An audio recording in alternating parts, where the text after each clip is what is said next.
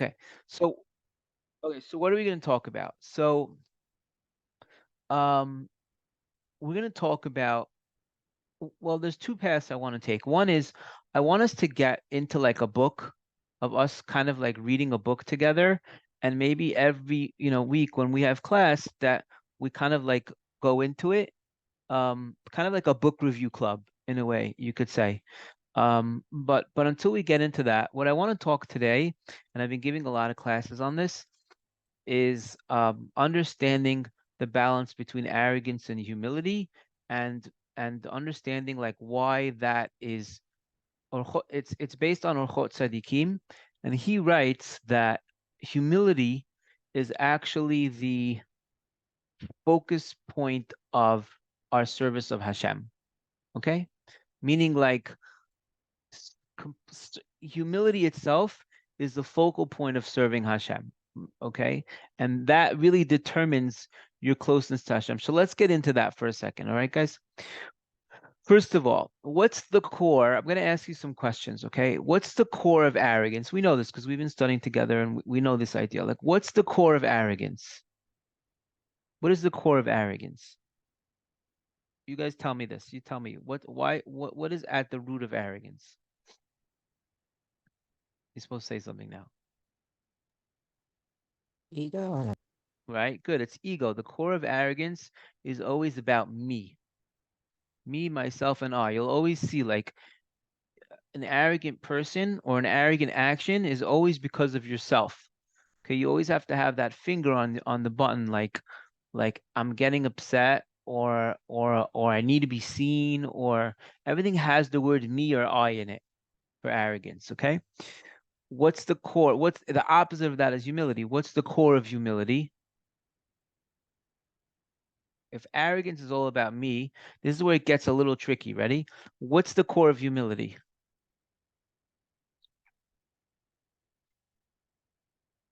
Hi, Ariella. How are you? What's the core of humility? Come on. What is it? What do you think it is? I don't hear you if you're talking. I just hear. I think the core of humility is the belief that Hashem gave you everything that you have. Okay, good, perfect. So the core of humility, and this you always have to turn to this whenever you're um have a question about humility. The answer is always relating back to Hashem. That's always the answer. Meaning like you're always like thinking about the core that it comes from Hashem. Okay, and like so let's get into that a little bit. The issue that Western society has, psychologists and so on and so forth, is they get stuck when they try to figure out a healthy version of humility. All right. So for example, hi, Pape. So for example, without bringing Hashem into the picture, what is humility? Why should you be humble? Okay, if you know that you're great at something, all right, then why should you be humble? You're lying to yourself.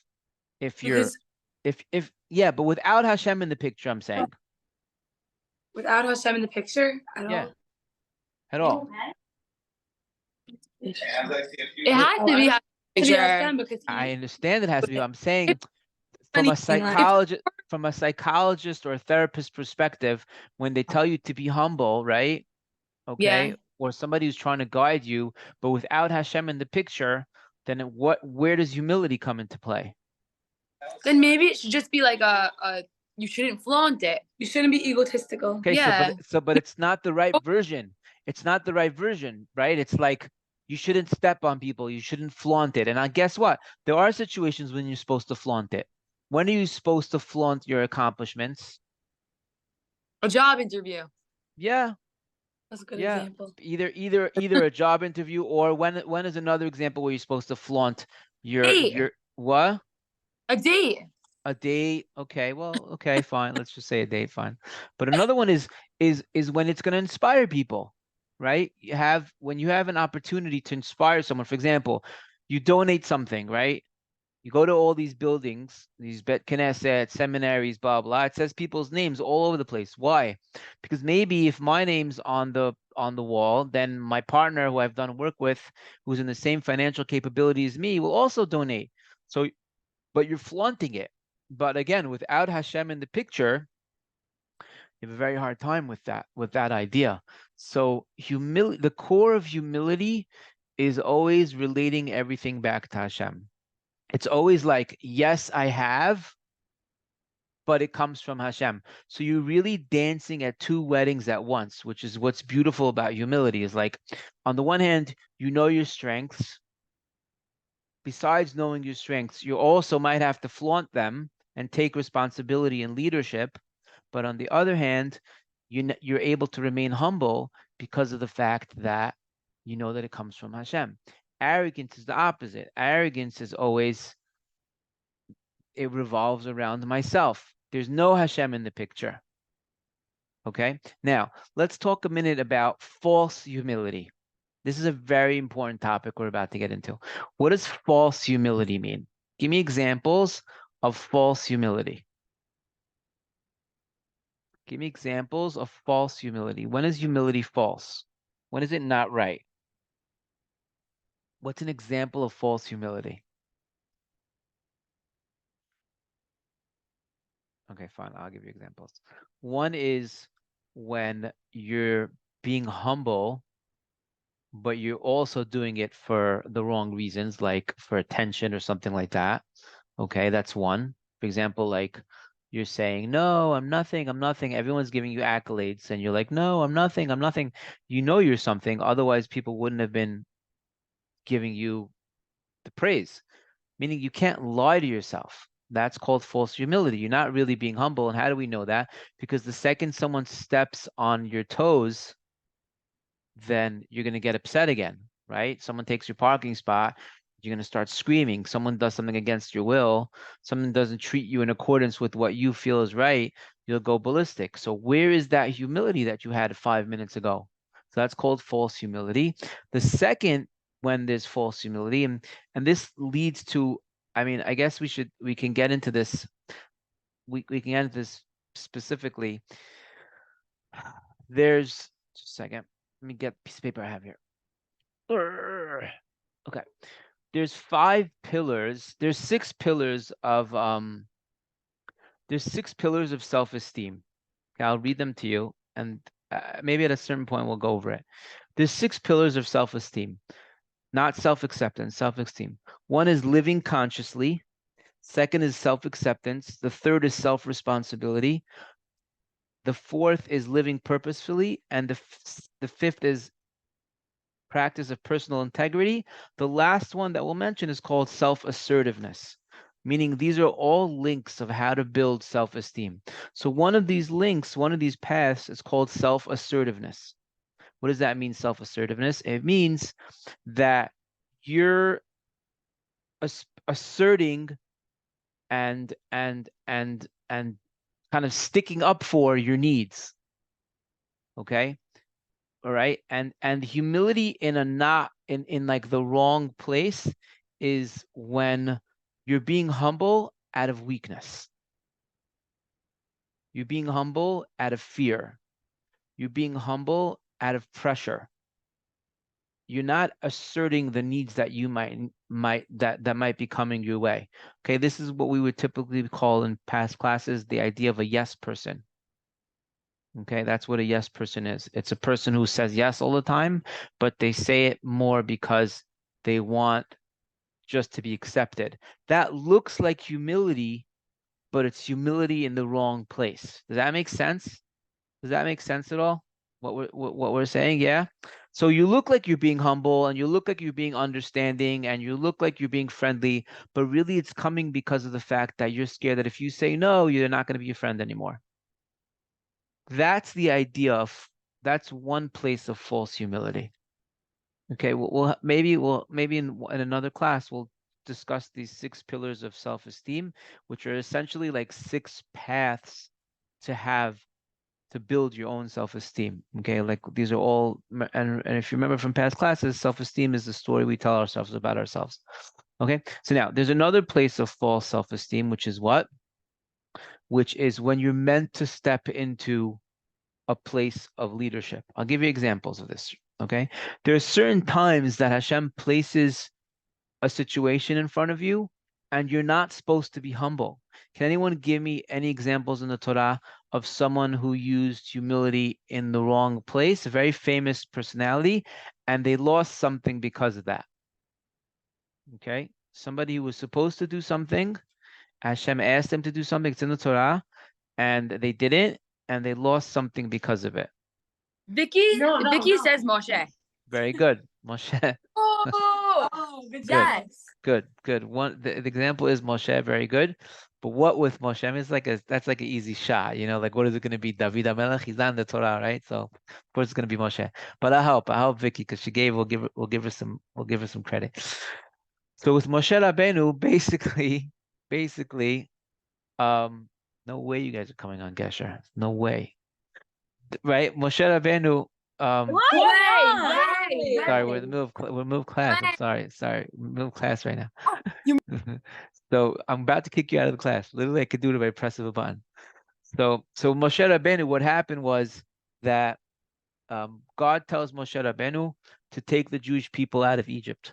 Moshe Rabbeinu says, I can't do it. I won't do it. Not me. Call someone else. God says, guess what? You were supposed to be Kohen, and you lost the Kehuna because of that.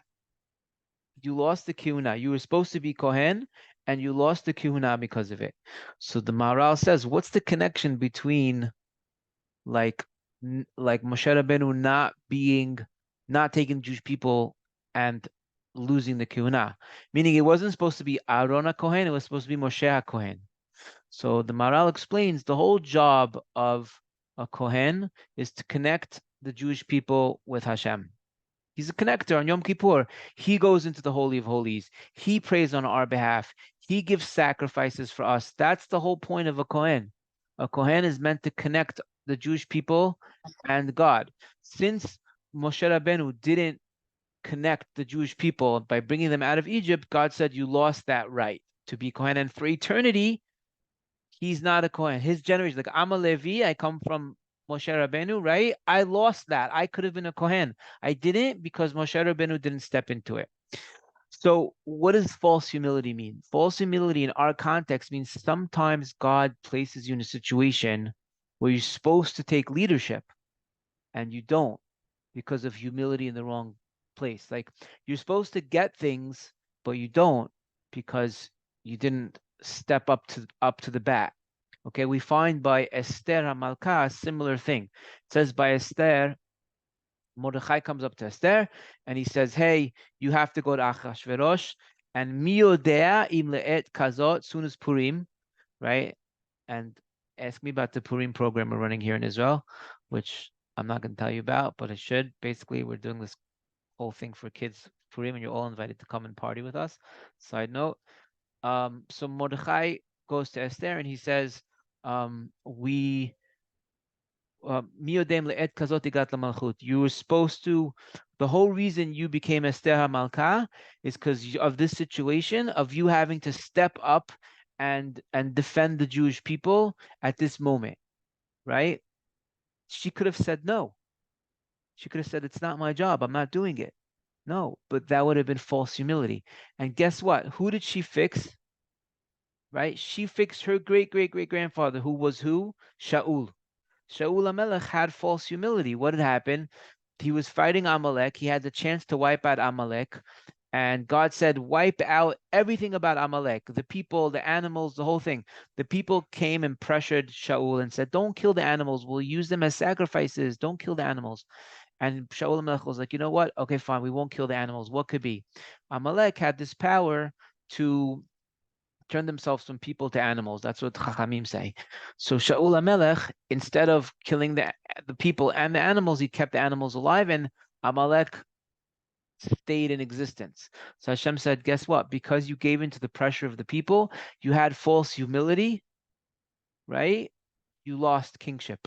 And Shaul HaMelech lost being king, meaning his generation, there was no more kingship after him. Now it went over to David HaMelech forever. It's king. It's from the Shevet. It's from David Hamelech.